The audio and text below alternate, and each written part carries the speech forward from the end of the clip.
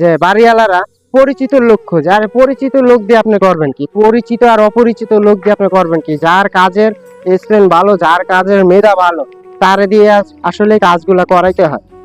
আপনি একটা লোকের সাথে পরিচয়, সে এলাকার বড় কন্ট্রাক্টর, ঠিক আছে, তার সাথে আপনার পরিচয়, কিন্তু সে সঠিক নিয়মে কাজই জানে না, তার কাজের কোনো অভিজ্ঞতা নেই। আপনি এইসব লোক দিয়ে কাজ করাবেন কেন?